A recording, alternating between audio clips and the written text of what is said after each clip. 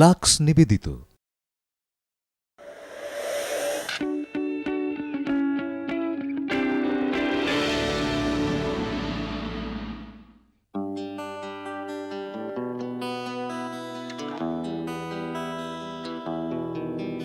কথাটা কিভাবে জানতে চাওয়া উচিত, অথবা আদৌ জানতে চাওয়া উচিত কিনা? তুমি সুকন্যা সম্পর্কে কিছু জানতে চাচ্ছ তো? না, তাহলে এই বাড়িটা সম্পর্কে। বারে আমার বিয়ে নিয়ে কথা হচ্ছে, অথচ আমি জানতে পারবো না। না, এগুলো খুলে দাও।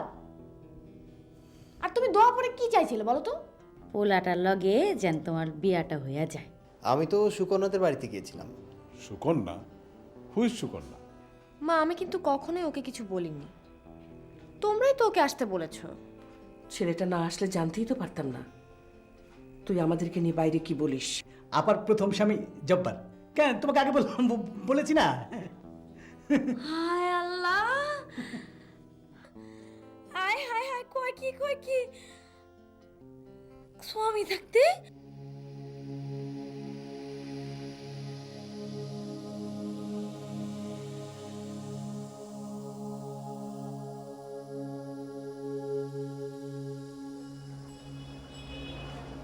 রাত কটা বাজে বলতে পারো?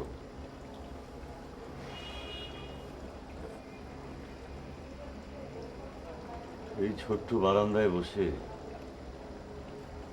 ঠিক এইভাবে আমরা দুজনে কত রাত জেগেছি।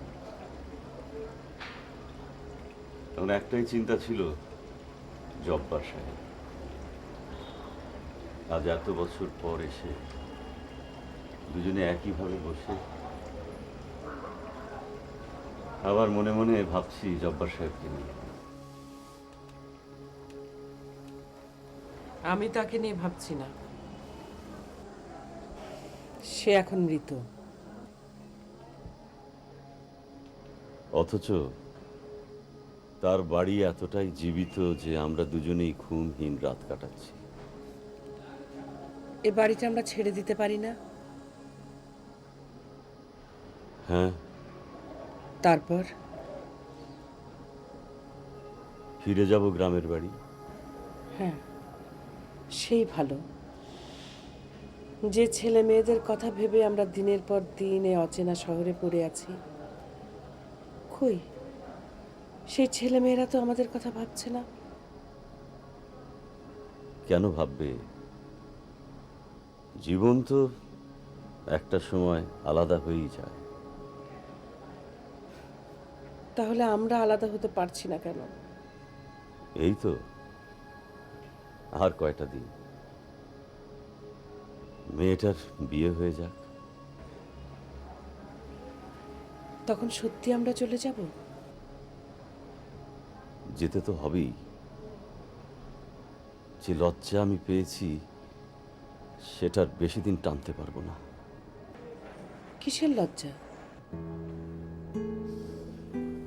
কি নির্লজ্জের মতো পরের বাড়িকে নিজের ভেবেছি, বড় করতে চেয়েছি, বিক্রি করতে চেয়েছি। ছি! কিন্তু এ বাড়ি তো আমারও। আমার তো নয়।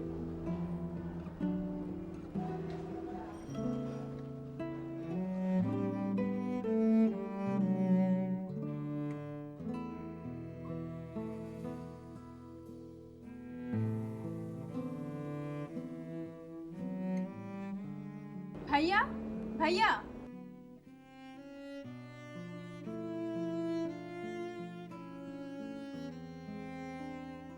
ভাইয়া, এত রাতে এখানে কি করছো একা একা বসে? এদিকে এসো, বসো। এখানে কিছুক্ষণ থাকা যাবে? নিচের কারো দায়িত্ব পালন করছে না তো? আহা, বাবা মা অনেকক্ষণ আগে শুয়ে পড়েছে। তুমি এখনো শোনি কেন? তোমার কথা ভাবছিলাম। আমার কথা? তুমি না হঠাৎ করে কেমন জানি বদলে গেছো। হ্যাঁ, সেটা আমিও বুঝতে পারছি।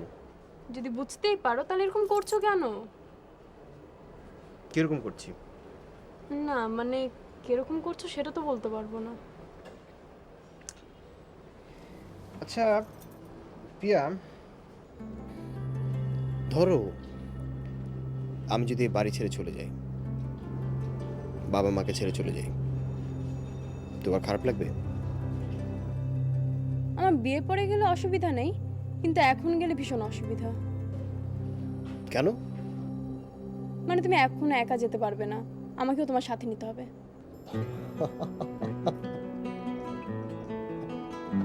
এই রে, তুই একদম তোর বাবা মার মতো চালাক করছিস, বুঝছিস?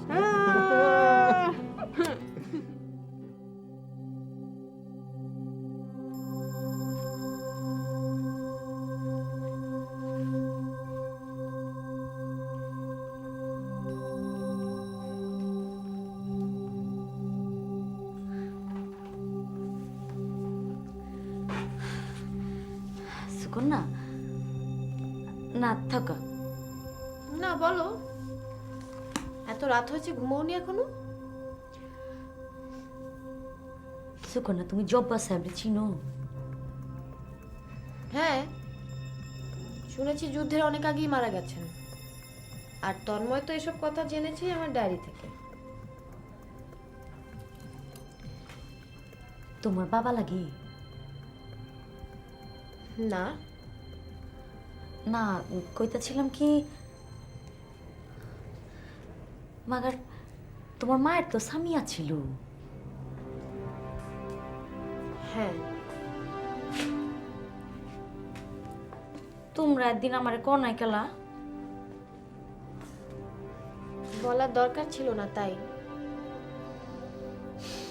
অহন বুঝবার পারছি, সব কিছু থাইকাও এই বাড়িতে সুখ নাই কেলা? মানে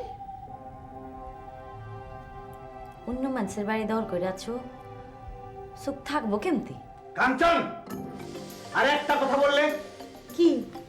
এদিকে আসো, চলো।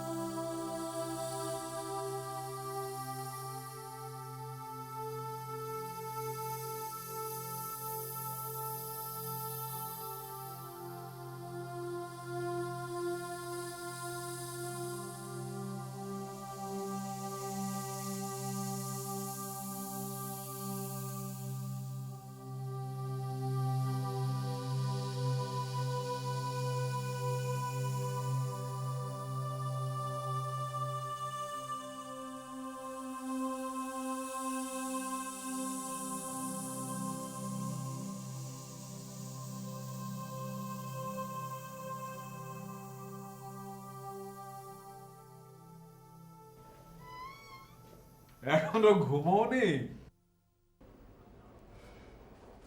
তোমার অপেক্ষাতে ছিলাম।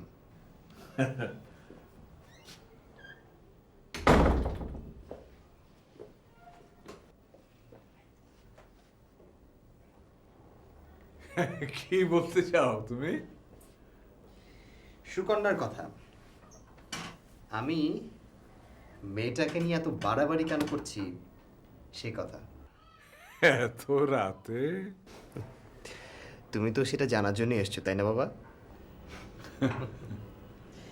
এই যে ডায়েরিটা, এই ডায়েরিটা সুকন্যার।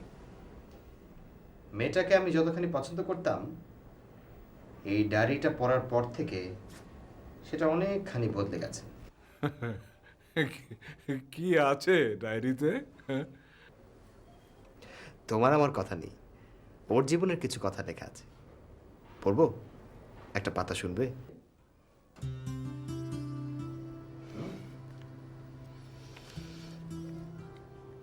ব্যাপারটা হয়তো খুব অবাক করা, কিন্তু আমি আমার জীবনের এতগুলো বছর পর আমার মায়ের জীবনের একটা সত্য ঘটনা জানতে পেরেছি। সবাই হয়তো ভাবছে আমি অভিনয় করছি, কিন্তু সত্যি আমি এতদিন জানতে পারিনি, বাবা মা জানতে দেয়নি। এটা বলবো না, এটা জানার পর আমি খুব স্বাভাবিকভাবে নিয়েছি। এই তো একটু আগেই জানতে পারলাম আমার মায়ের আগেও একটা বিয়ে হয়েছিল। আসলে মায়ের জীবনটা খুব কষ্টের। আজ এতদিন পরও মায়ের জীবন থেকে জব্বার সাহেব মানে প্রথম স্বামীর নামটা কি মুছে গেছে? কি করে যাবে? এই বাড়িটাও জোনারই। অবশ্য আমার বাবার কিছুই করা ছিল না। জব্বার সাহেব একটা কলেজে পড়াতেন। একবার কি একটা কাজে ঢাকার বাইরে গিয়ে আর ফেরেননি। পরে জানা গেল উনি মারা গেছেন। মায়ের জন্য কষ্ট হয়। ডেড বডি না পাওয়ায় মা শেষ দেখাটাও দেখতে পেলেন না। আমি এতগুলো কথা লেখার কারণ একটা অপরাধবোধ। গোপনে একদিন মায়ের আলমারি থেকে ছবিটা চুরি করেছিলাম। মা ছবিটা দেখত আর কাঁদত। চুরি যাবার পর মা কাউকে বলতে পারেনি, অথচ ছবিটা আমার কাছে। আর সেই ছবিটা হলো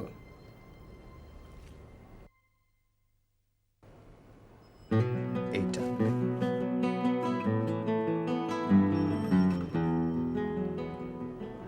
তুমি তাহলে সেই জব্বার।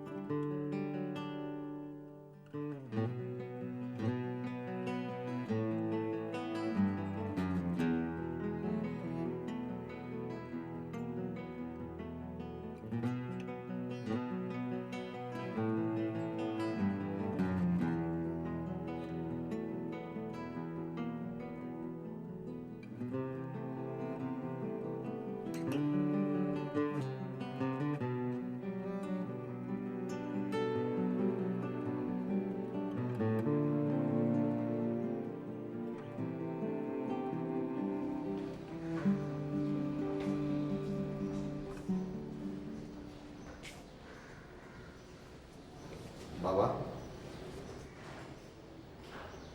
তুমি আরো কিছু বলতে চাও?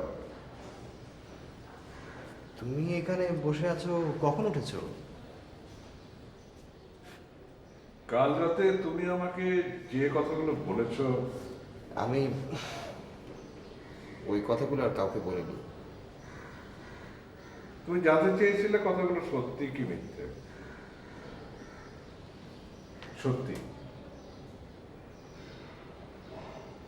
আমি জানি সত্যি। বাবা, তুমি নিশ্চয়ই প্রচন্ড কষ্ট পেয়েছো, কিন্তু আমি ভীষণ অবাক হয়েছি। কিন্তু এত সব কথার মাঝখানে একটা ফাঁক রয়ে গেছে। আসল সত্যিটা তাহলে কি?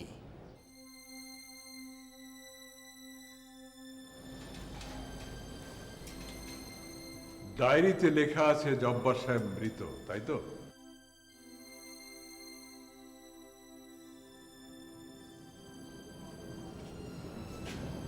হ্যাঁ, তাহলে মৃত জব্বার সাহেব কে? আমি। আর আমার সামনে এখন যে দাঁড়িয়ে আছে সেটাও আমি। মাঝখানে শুধু একটা গল্প রয়ে গেছে। বাবা, গল্পটা জানা আমার জন্য ভীষণ দরকার। তা না হলে আমি বুঝতে পারছি না আমি তোমাকে ভালোবাসবো না ঘৃণা করব। সব জেনে যদি তুমি আমাকে ঘৃণা করো?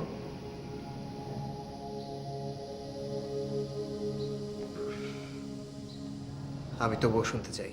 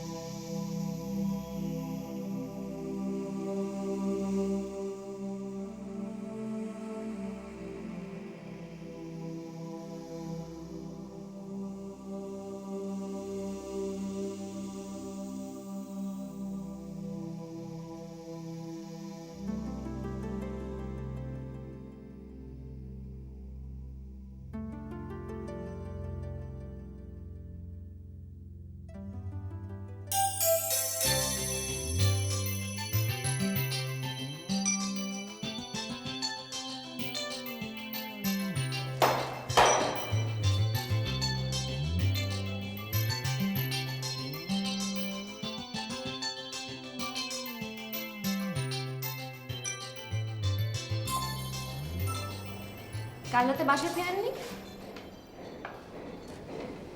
ওনাকে খুঁজতে গিয়েছিলেন? আমি আপনাকে ভীষণ খুঁজেছি। আসলে এমন একজনকে খুঁজছিলাম যার সাথে অনেক কথা বলা যায়।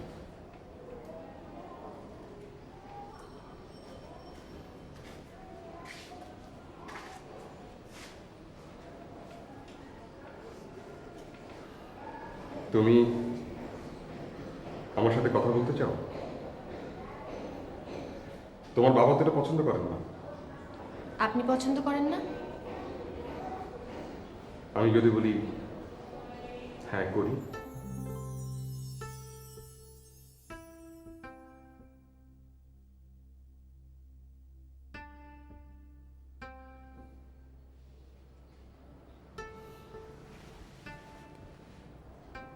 তুমি আমার সাথে গল্প করতে চাও? অনেক অনেক গল্প করবো আমরা। আপনি কি আমাকে হিপনোটাইজ করে ফেলছেন? তুমি চাও না? হ্যাঁ চাই। কিন্তু তোমার বাবা? আমি কাউকে ভয় করি না। কিন্তু আমি তো করি। যদি আমাদের গল্পের কথা কেউ না জানে?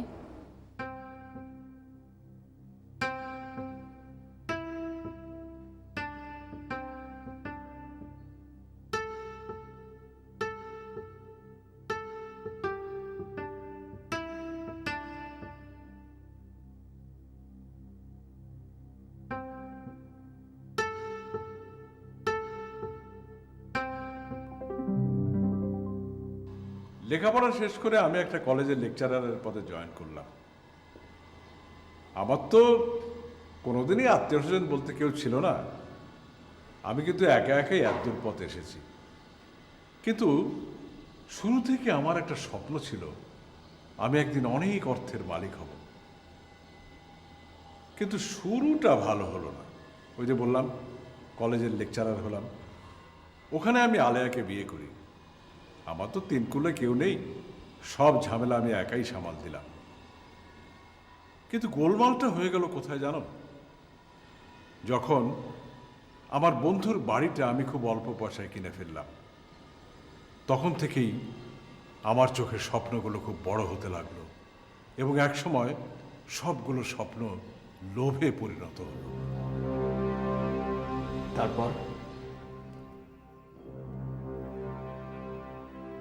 তারপর আমার সামনে এসে দাঁড়ালো তোমার মা। আমার স্টুডেন্ট ছিল। তোমার মাকে দেখে আমি বুঝতে পারলাম এই হতে পারে আমার স্বপ্নের চাবিকাঠি। তারপর আমি নিরুদ্দেশ হয়ে গেলাম। তোমার মাকে নিয়ে বিদেশে চলে গেলাম। যেহেতু আমার কেউ ছিল না, তাই আলেয়ার কাছে প্রমাণ করা খুব সহজ হলো যে আমি মরে গেছি।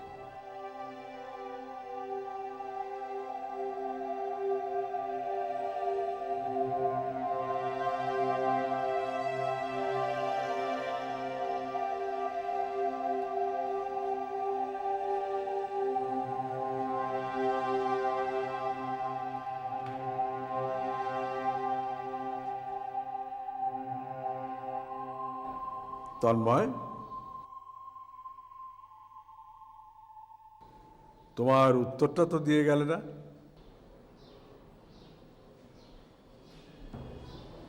আমার ঘৃণা হচ্ছে।